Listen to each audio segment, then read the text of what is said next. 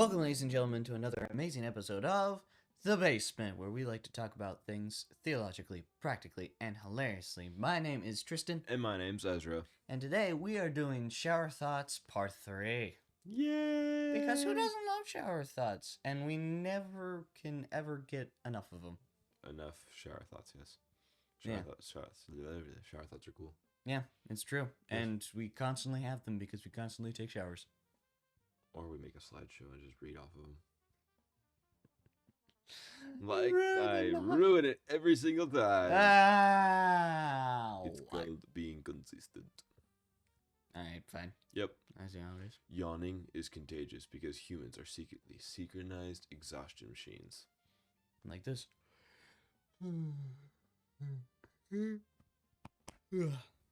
Got a few of you, I'm sure.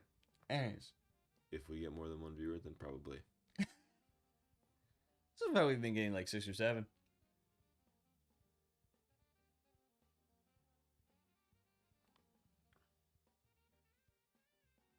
What? I work in an elementary school. Yes. That pair should never be said together. Oh, man, my bad. I just set them off. Old Jalen Alpha is now set off to do their thing. Anyways, why do we remember the bad times more vividly than the good ones? Yes. Because mistakes and hardships hit harder. It's I think it was like for every one bad encounter, it takes like you can set off your whole universe if you have a bad encounter rather than a good encounter with someone. Mm-hmm. Like I don't know, it just digs deeper, I guess. Yeah. I'm like thinking about like why does that actually happen? Like why can't we focus on the good more than the bad? Because like we can take a compliment from several people and then one person's insult affects us way more than those compliments. For some reason. I think it's because we take it on a personal level. Yeah, probably. It's like there's a great human being that I know. She gave me this word of advice. Someone's way that they treat you, their attitude, is not because of your because of your feelings or the way you did it. It's just that's how someone reacts. So you can't be offended how someone reacts because that's just that's how they're wired. If that makes sense. Okay. Like you can't don't be hurt by someone's reaction or like action towards you in an event to a response because everyone responds differently, and it's responses are not based on like whether they like you or not. It's just based on that's what their knee-jerk reaction about things is or are. Right. And we can go beyond like what other people do to us. What happens if it's like something tragic that was not like sometimes tragedy is going to be more memorable than like the happy times. For example, like I know that I can remember a couple of like the farm animals that we had. They passed on. It wasn't fun, that sort of thing. But I sometimes can more easily remember those than say like maybe not, but it depends. Like a birthday that I had, a really good one. Like I can sometimes remember more of the tragedies than like a really good birthday. You know, it's like, so why is it easier to remember those ones?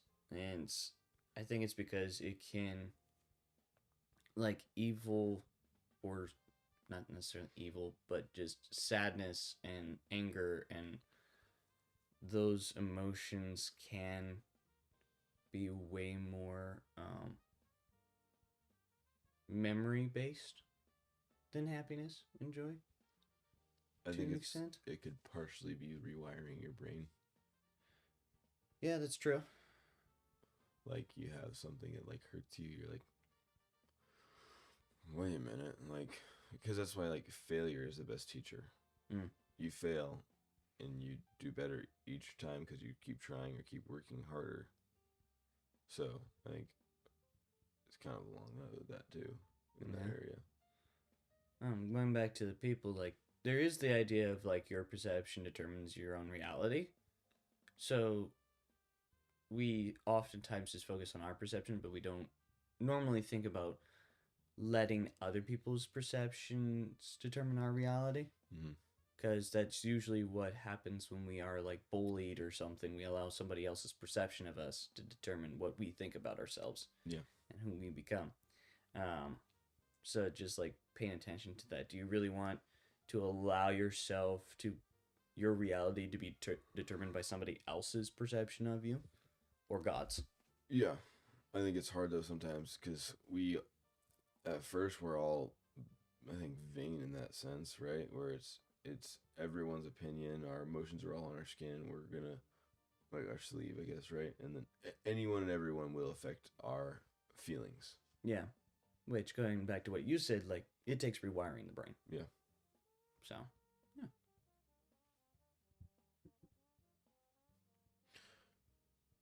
We put fruit bowls on the table to look healthy, but end up eating chips from the cupboard instead. That's facts. Oh my gosh. But even then, I don't eat fruit from a fruit bowl. And if I actually had the brain power to buy chips, I would eat them too. But yeah. Yeah, it's fair. Like, and sometimes the fruit bowls are not even real fruit. They're plastic. No. I've seen those. I've seen the cornucopias that have fake stuff in them too. Yeah.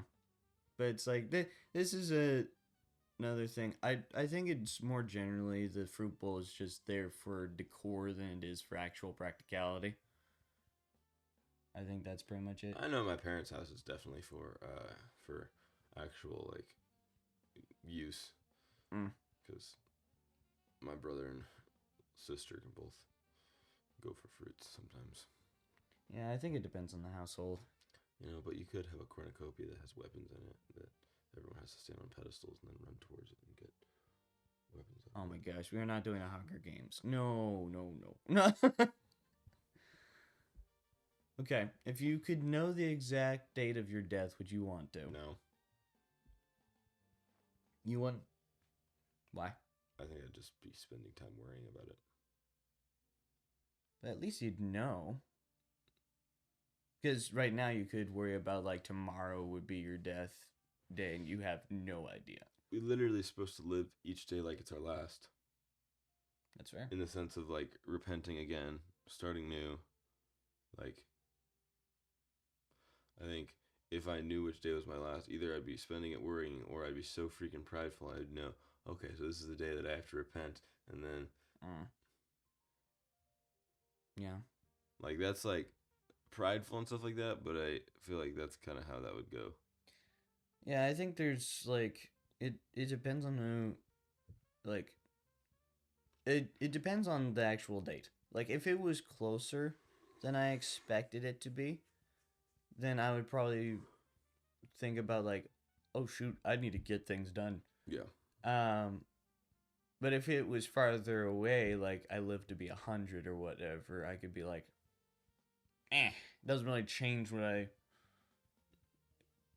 thought would happen, I guess. Like, it doesn't really affect me that much.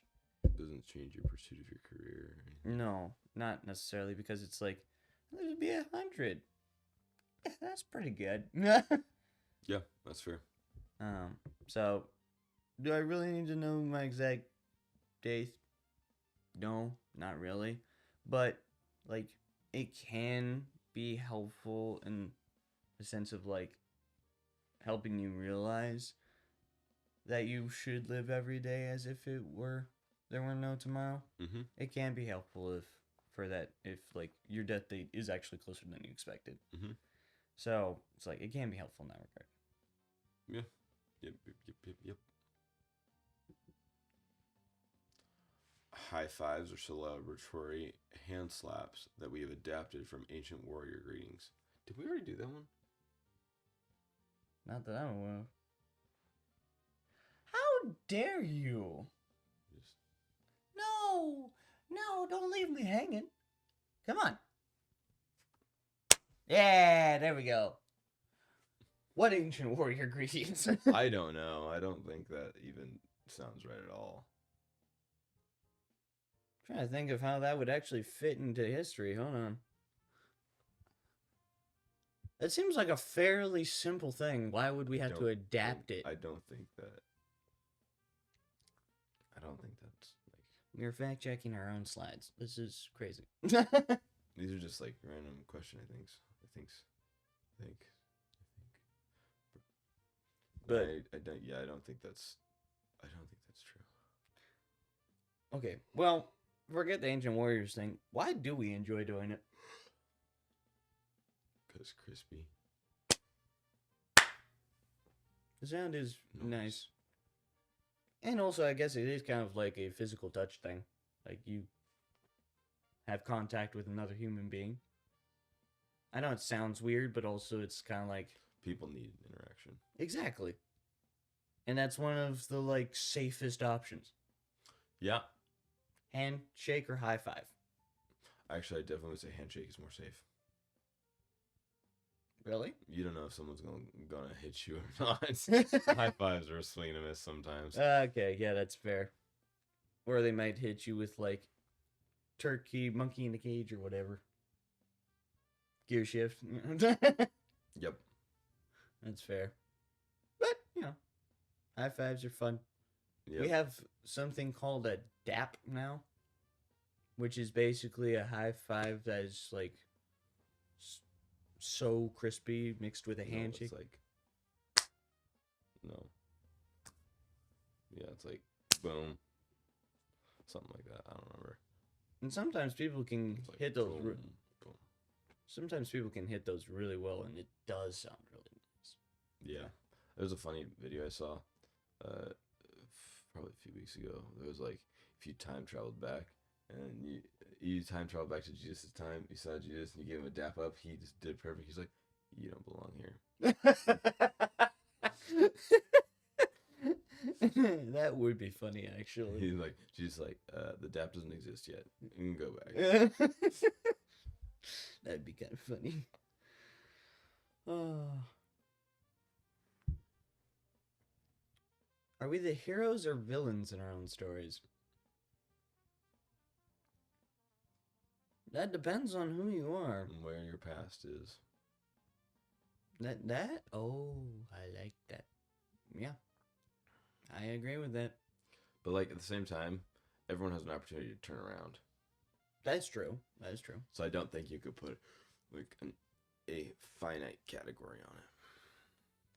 And this is an interesting question because it says in our own stories. Like, are you the hero towards people? Do you take care of yourself? Do you actually, like, are you growing as a human being? Or are you self-destructive? Are you giving way to, like, addictions and stuff? Mm-hmm. Or, like, it's more focusing on, like, what you do to yourself. Mm-hmm. More than, like, how the world sees you, sort of thing. Yeah. Which I think both are possible. Like, you can be the hero of your own story for the first decade, mm-hmm. villain for a second decade, and then you're constantly figuring out how to heal from your villain arc for the rest of your life. Or you're just trying to figure out your story, so you just play vigilante. Yeah. That's actually fair. That's fair. But yeah, it's an interesting question. We wear watches on our wrists to tell time, but check our phones instead because progress? I have to say that wearing a watch is very fashionable. I do like wearing a watch. Yes, I would say it's fashionable too.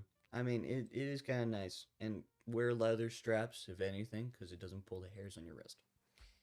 I have hairy arms. That's just how it works. Mm-hmm. What? Nice. Yeah, I got an Oliv's watch. Pretty nice. I didn't know that you had to wear watches on your left arm. Like, that was the arm that you normally... If you're right-handed. Yeah, I didn't know that. Yeah. That's interesting. Well, a lot of people are. So, It's because if you're right hand dominant, you're going to be using your right hand for a lot of things. Your watch is going to get scratched up. It's going to get broken because you are doing all of your things with your wrist and you're moving all of it like that way. If you have it on your left wrist, then you just check the time, doing your writing, right? Or like let's say you're in a doctor's office. You're doing you have your things you're touching. And you're like, because then like you're more accurate with your dominant hand. Which is interesting for me because I normally write with my left, but I do like pretty much everything else right hand dominantly. So it's like, I guess me putting it on this hand on my left arm is actually probably still the best thing because writing is not really going to damage that too much. Probably not, yeah. So it's probably good to still keep it on my left arm. I am dexterous, so I can kind of take it or leave it. That's fair. Yeah. It's pretty great.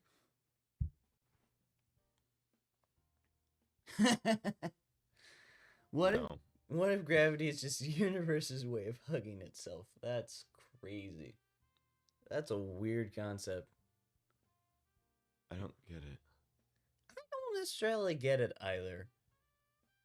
That makes no sense to me at all. Well, you have to think a little bit deeper about like how gravity actually works. It's a pull based on how big a mass is. And everything constantly pulls at each other. I feel it would be like gravity is the big universe's way of playing tug of war infinitely. Yeah, I would think of that. It's not necessarily a hug, because you release after a hug. Yeah.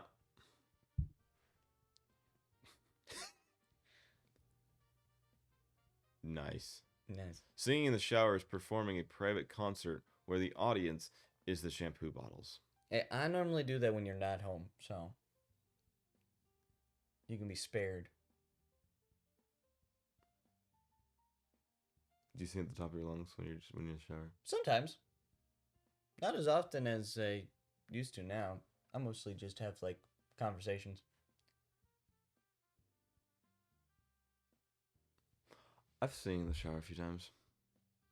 Oh, that's fair. I've had the song Hot and Cold by Katy Perry stuck in my head for like the past however long I know.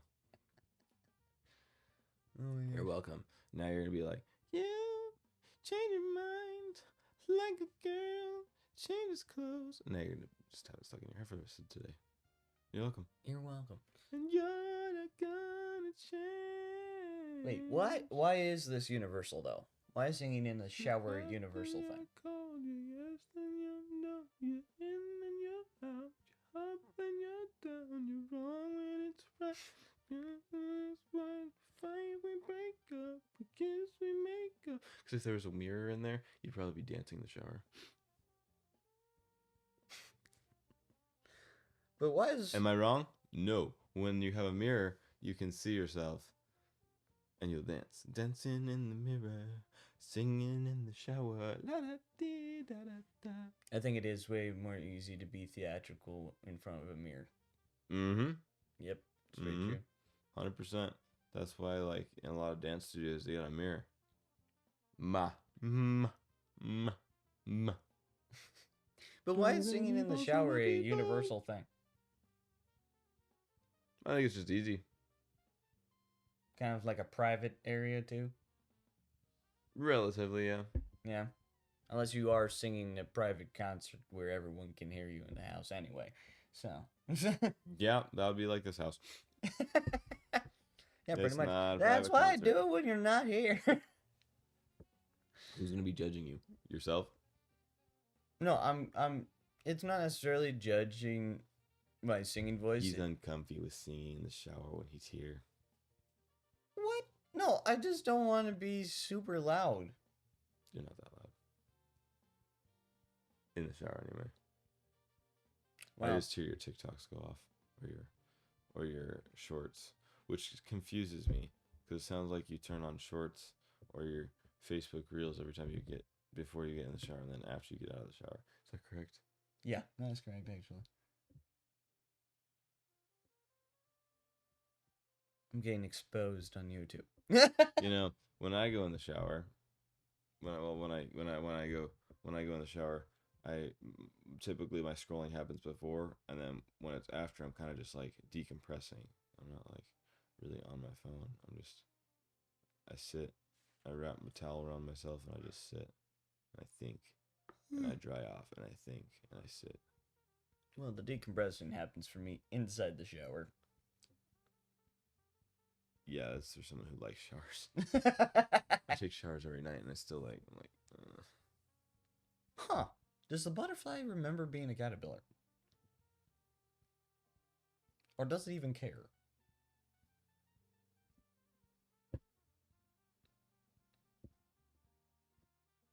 You don't think so? No, I don't think it is. Doesn't have a big enough brain for that. I don't think it's because it's big of a brain. I think it doesn't need to remember that. It's kind of useless information for it. I guess it is technically like they stay inside of the cocoon or chrysalis, whichever one is more accurate. They stay in it for so long, and they're probably lying dormant that they basically wake up, and it's like being born again. Mm-hmm.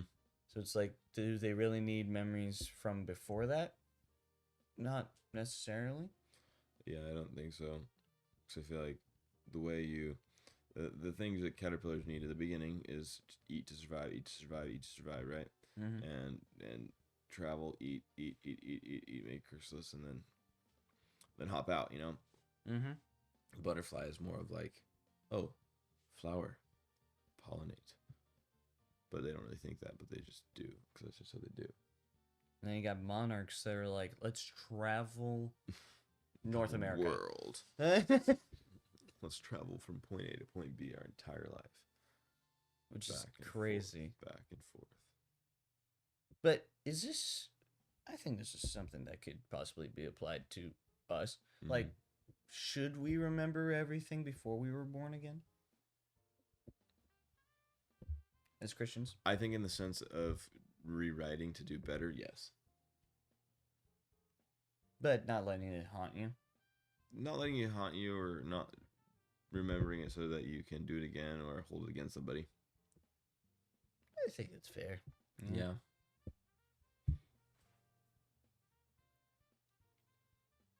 We clap our hands to show approval, like seals begging for fish. You know, that's very true. That's very true. Yeah, let's ask a seal what he thinks humans.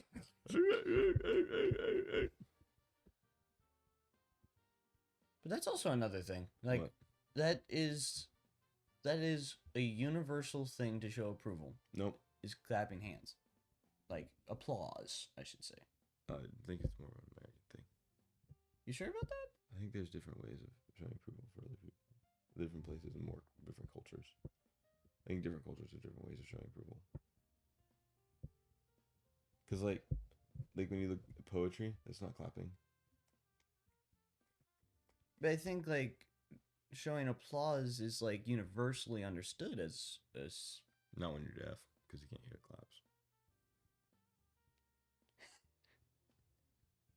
But it's like, it is kind of universally known to be a sign of approval.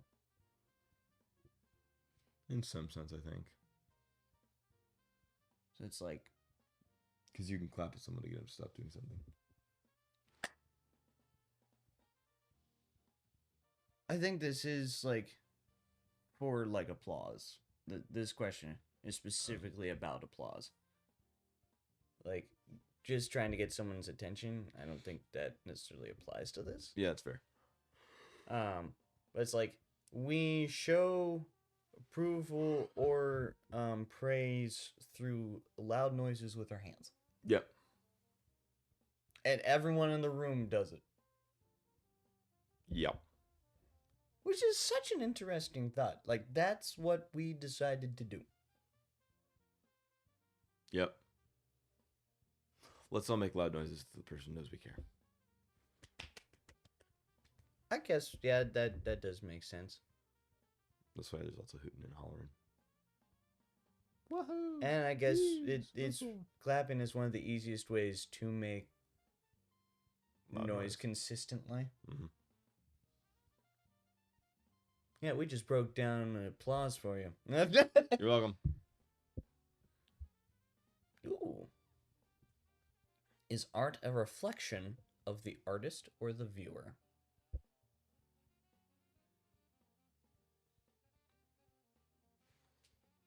You go first on this one.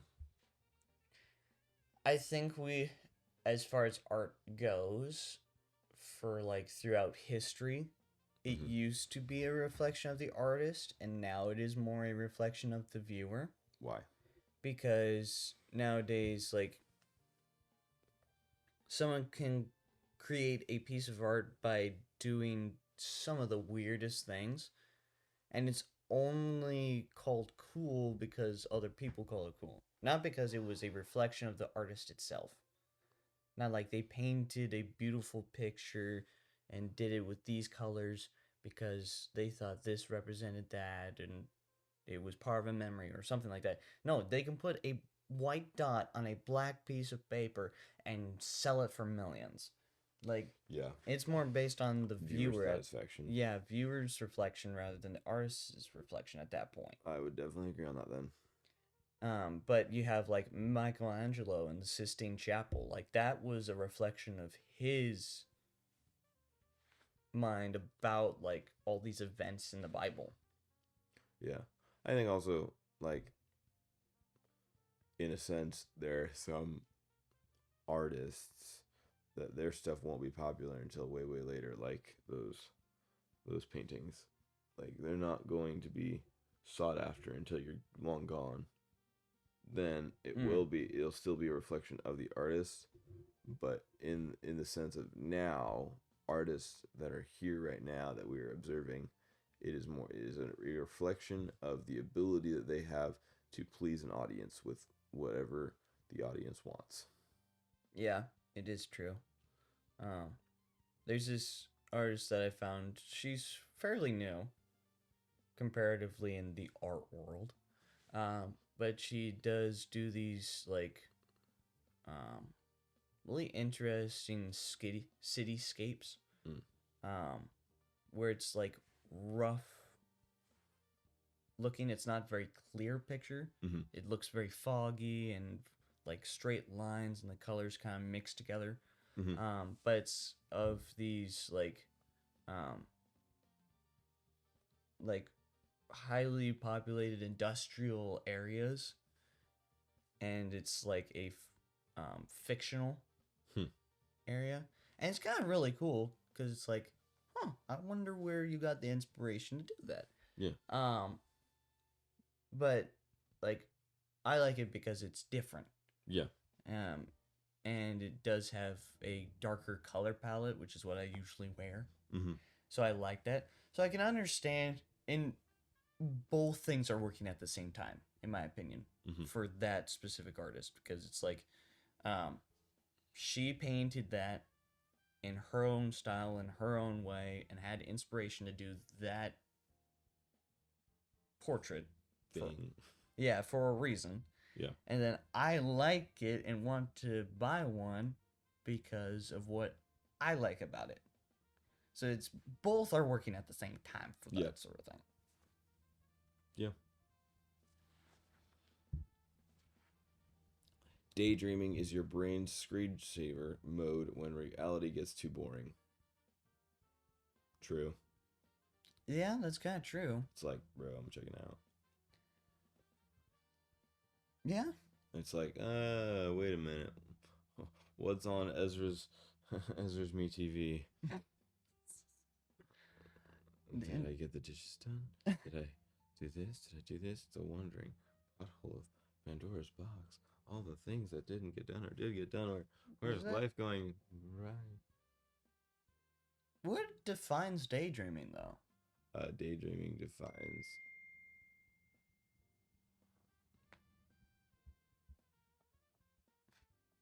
Sorry. We forgot to silence notifications. Daydreaming is when, like, I think best example of it is when somebody's talking and then they've been talking for a minute and you immediately start thinking something else while they're talking about something. So like not immediately, I guess, but like if someone goes on a long ramble about something that I don't know either interests you or doesn't interest you, and it's just continuous, the words just keep coming out, and they're just saying this thing over and thing over and thing over and thing over. Your ears kind of tune out a little bit, and they're not really listening anymore. And then your mind starts wandering, and you're like, wait a second, what time did I wake up this morning? Am I wearing socks? Did I brush my teeth? Oh no.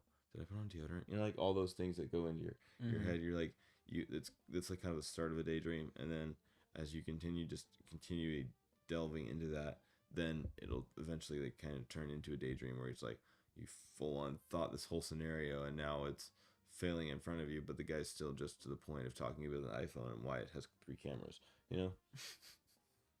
That was the point, just to ramble and see if I could get a bunch of people to start daydreaming. Well, we don't know if it actually worked or not. No, but we don't.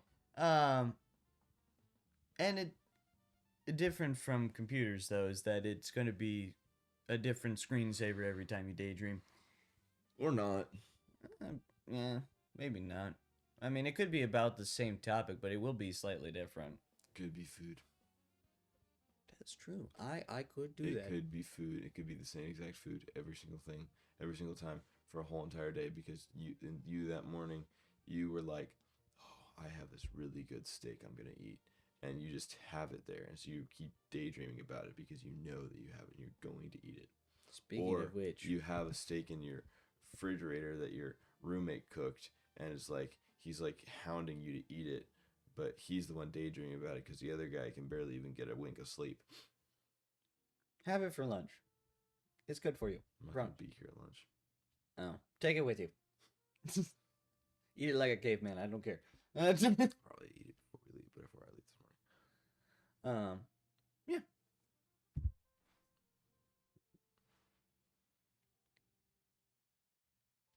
Why do we seek meaning in a seemingly random universe? Nope. Yeah, no. No. Wait, go back. Go Can't. back. I can't go back. So the reason why we say nope is that because like that question assumes that it is a random universe, but we know based upon scripture that it's not. Everything has a purpose to it, and so seeking meaning in this universe that does have a purpose is not crazy. Yep. Like it's normal for you to seek purpose in it. Well, that's literally what God put in us. Mm-hmm. He literally put a drive in us so that we can serve Him and do what we can to be the best we can.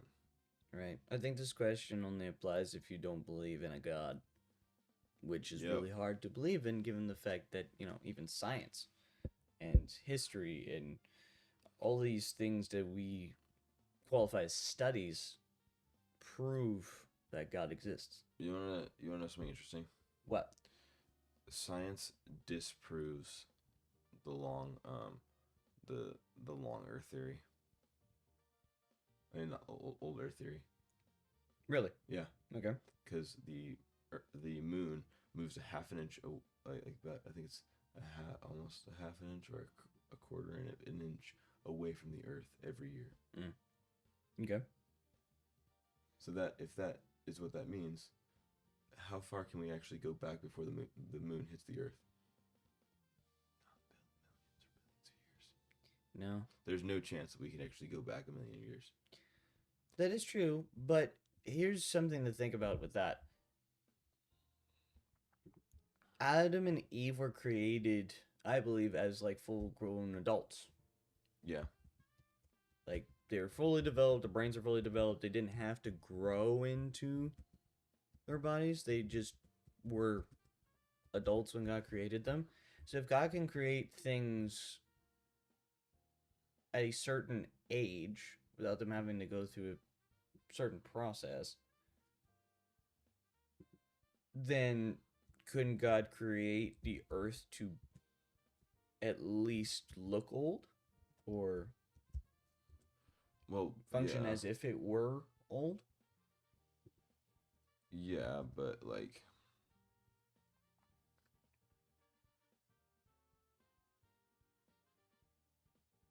That's a lot of inches.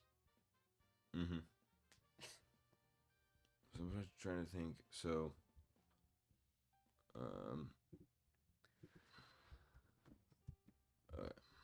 The power of 10. a second. If the moon is miles away from the Earth and we go back It would have had to take about 10,000 years. 6 to 10,000 years. Just a second. Back in time. And well, it was 1.47 to the 10th power. just a second. And remove a That'd be billions, wouldn't it? and okay, so if the moon is miles away from the Earth, we go back in time and remove for each year reversed. How many years for the moon hits the Earth? Should take 52 billion years. Why? Because there are 1.4 to the 10th power inches in that amount of miles. And so you multiply 1.4. That's not quite right though. Then it's a quarter inch. Or maybe it's a half an inch then. It shouldn't be a billion years though. It says 15. I gotta look it up then. I probably said it wrong.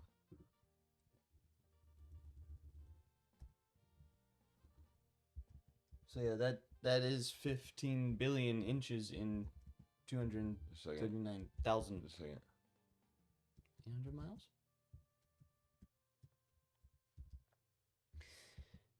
So it wouldn't be 52 billion, it would be 60 billion.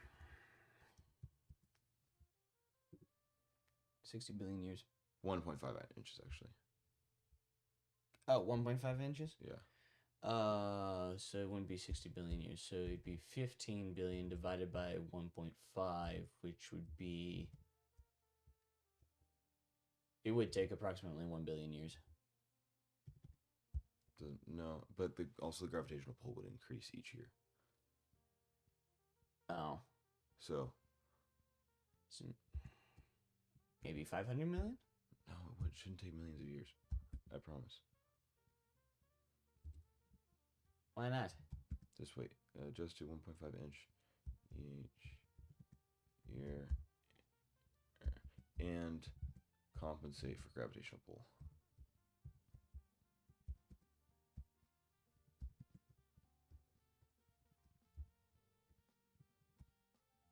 Yeah, I don't know the variation on gravitational pull depending on distance from Earth.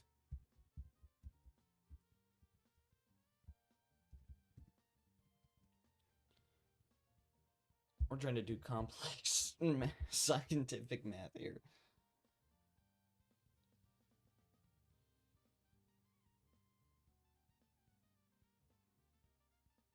Like if it didn't increase, then it would take 1 billion years.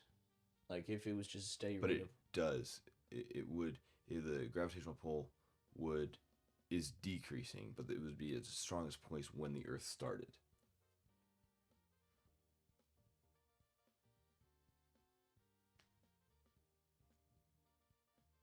Oh wait, I am thinking about this backwards.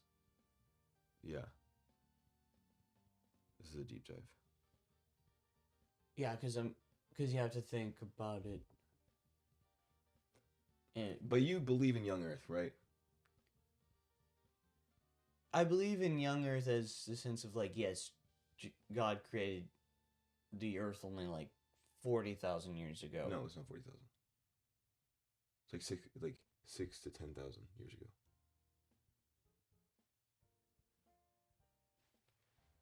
I think we've had more human history than that.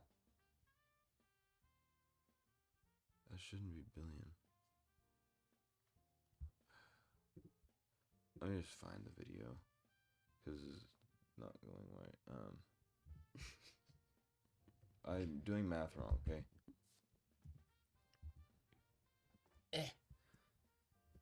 But 40,000 years sounds approximately right to my brain. Because we also don't know the span of time between Adam and Noah, do we?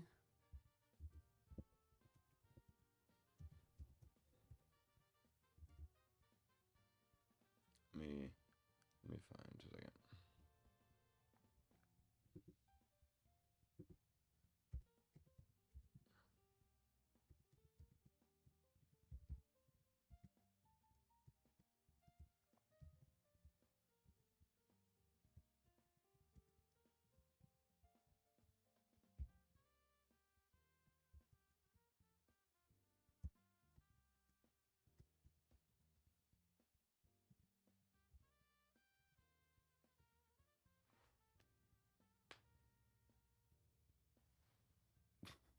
There was a video that I saw.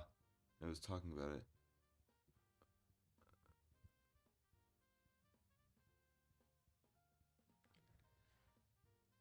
There. Okay. Let's see.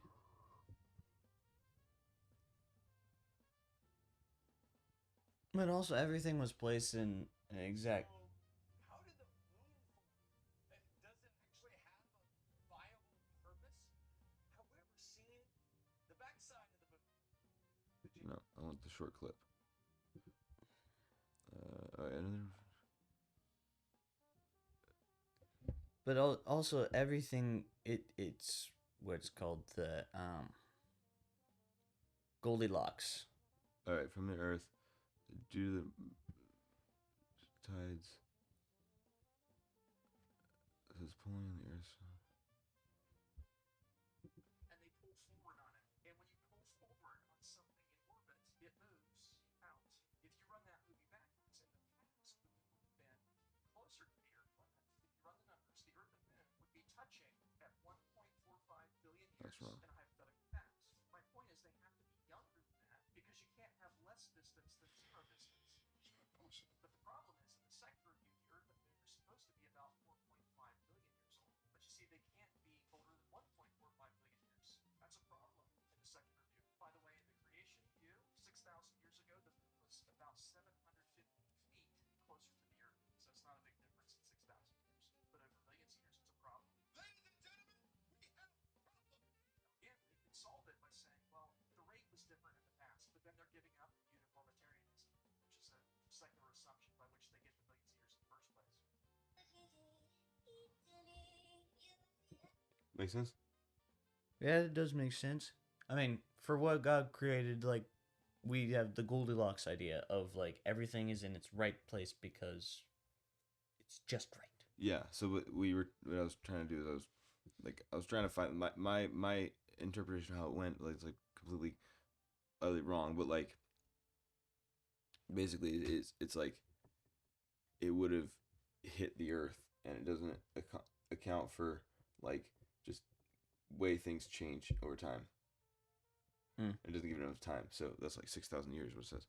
So yeah, that was excessive, but like you know what I'm trying to get at. We hug people to show affection, but it's really just squishing your meat suits together. Hey, doing that and releases endorphins. I don't know what to tell you. Okay, that's just how it works. That's fair. Ooh. This goes back to perception is reality. If thoughts create reality, are we all manifesting our own worlds? Sure. I think in a sense, like it's not physically manifesting a world, but I think we because of all of our different perceptions of the world, um, we technically have multiple different versions of the world being seen by multiple different people. Well, yeah, we all have our own perspectives on things. So, like, I look at the color red, you look at the color red. We both know it's red because in our own view, red is red because we were taught that. But to you, red could look like purple and purple could look like red to me. But you call it red because that's what you were taught that color looks like. Right. And it can all go back to like art too. Like this, each person's viewpoint helps them create the art that they have, and then that's how you come up with so many different types of art, or even types of stories, like creative stuff. That's how you can come up with so many different creative arts. Because like it's all based upon their perspective and perception of reality. Oh, speaking of, I actually have a story I'm writing, a new one. That's pretty awesome. I'm not going to tell you on the podcast because I would give away my whole story plotline and everything like that. But I'll tell you after the podcast. All right, fair enough. But I don't think we manifest our own worlds because that would kind of... It's slight... I don't think we manifest our own worlds in the sense of like we are going to be constantly changing everything around us. No. But we definitely can change stuff within us based upon our perception of reality. Yeah. Like people's stress about their life can cause certain sicknesses in their own body. Yeah. They can also like be more motivated or less motivated depend on how they view themselves. And generally, if you fear something to happen, you're so focused on that thing happening that you yourself cause it to happen. Yeah. Which is crazy. So in that sense, we can determine reality that way. Yeah, and doubting causes your own obstruction.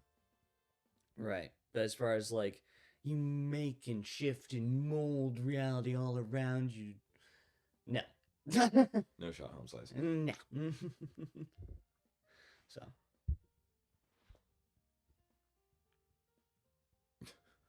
Typing on keyboards is poking plastic squares to make words appear on a magic window. Yeah, that's why Windows is called Windows. What if deja vu is a glitch in a matrix? It is. Yes, 100%. 100%. Oh my gosh. It's God saying, hey, look at this. I know this is going to happen. This is going to happen for you. So and then we forget about it. Yep. And then it happens. You're like, wait a second. I dreamt that. Right. Why is it a dream?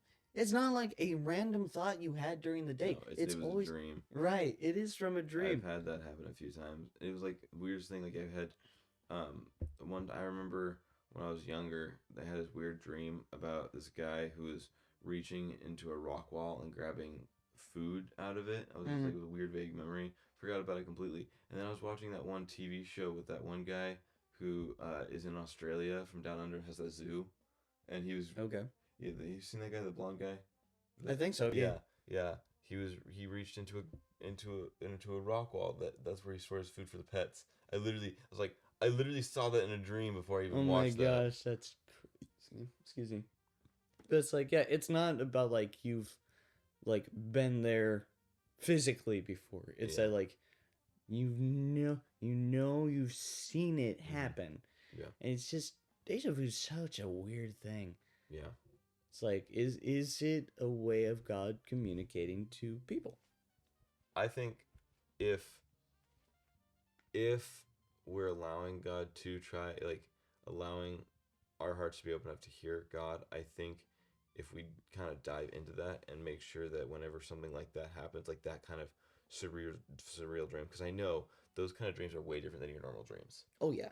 Like, because they feel surreal in some sense. Like, I think if we take the time and actually write those ones down, then at another time when God writes something, like, or is writing something on your mind in a dream, if you actually had written it down and paid attention, I think that's you're kind of unlocking something. He's like, oh, finally he's getting little memos and the cues. I'm saying, okay, this is a little glimpse into the future, my guy. What? See this dream, write it down, like know what's happening, and then when it happens, I literally just let you know was gonna happen.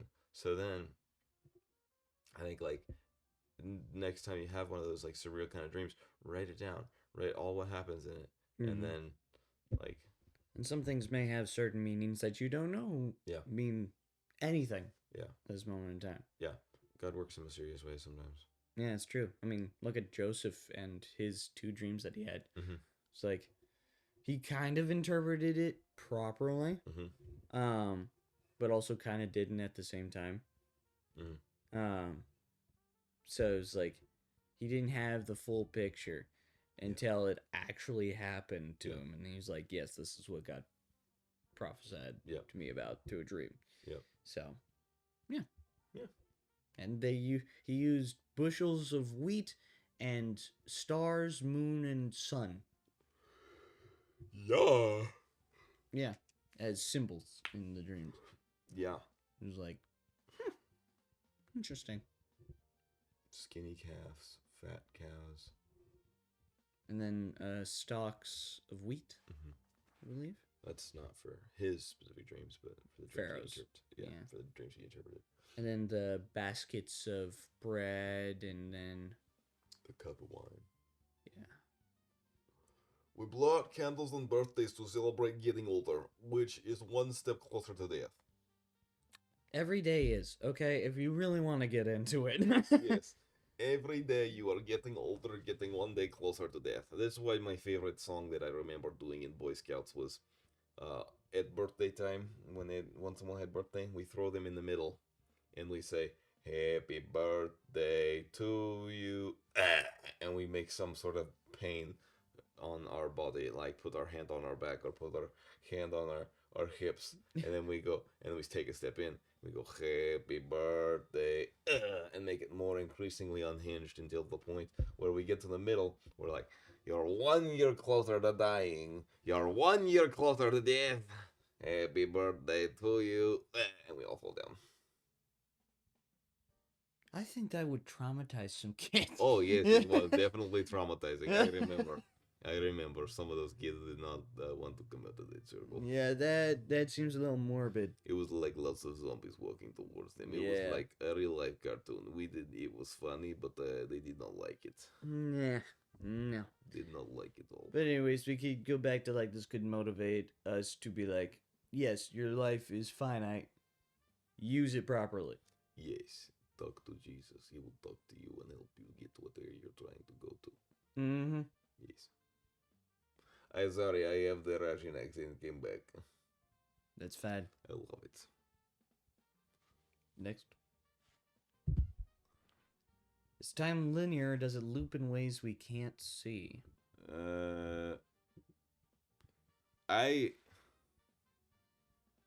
That is a good question. I mean, if it does loop, we wouldn't be able to know, would we?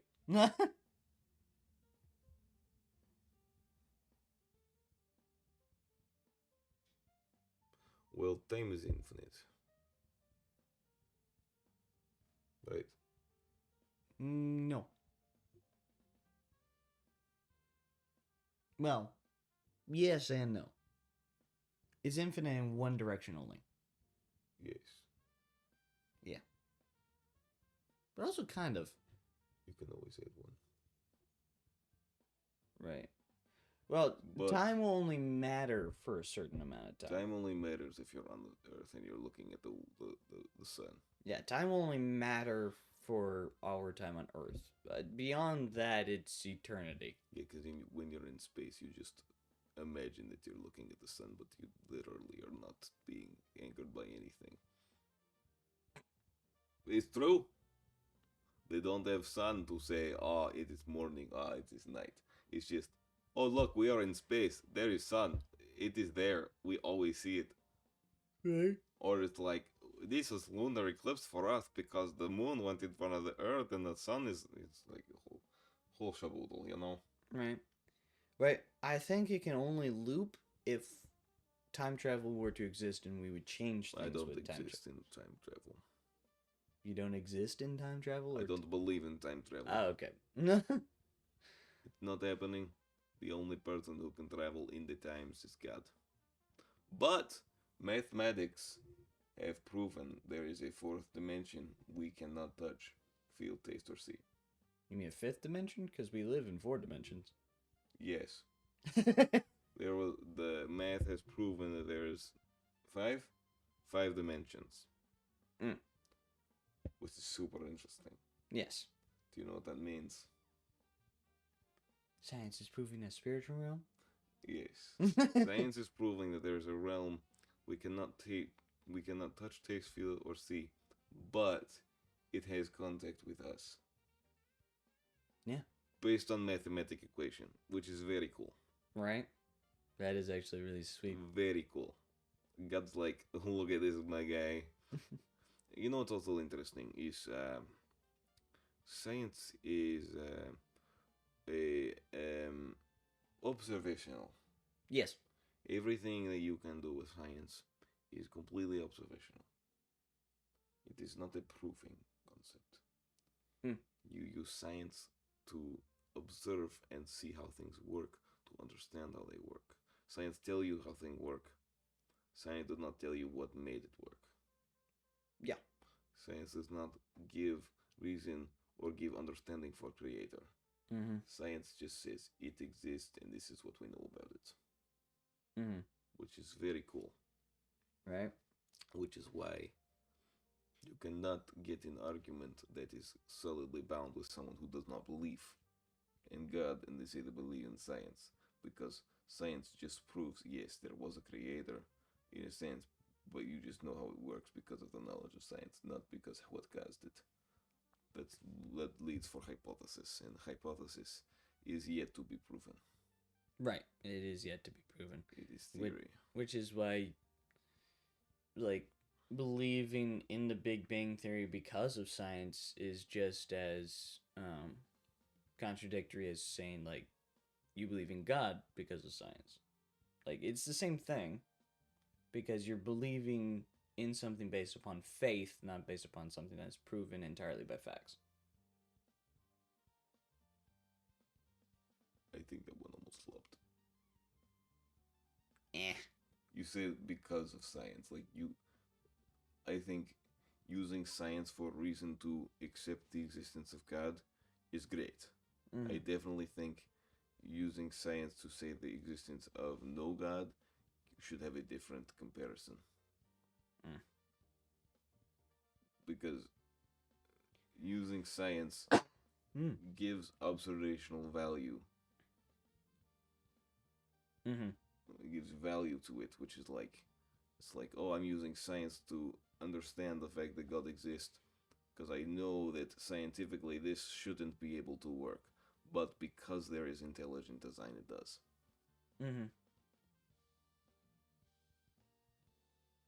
Yeah, that's fair. Yes. Well, I think that's all the time we have for today. Waiting in lines is voluntarily hurting behavior. We endure for coffee or counterfeits. That's a great one. I prayed last time, you pray this time. Yeah, that's funny. Oh my gosh. Anyways, yeah, Lord God, thank you for this day. Thank you for this time that we get to spend together where we get to talk about the weird and wacky things of this world and how it all works. God, I pray that we go through our lives able to think about the weird stuff and be able to thank you for all of the complexities of life. And I pray that we never stop trying to search out the truth and never stop trying to tell others what the truth is either, God. We thank you for your love towards us and your sacrifice of Jesus on the cross. In Jesus' name we pray. Amen. Amen. Thank you for watching The Basement, and we will catch you next time. Sounds good to me. Bye. Where's the button?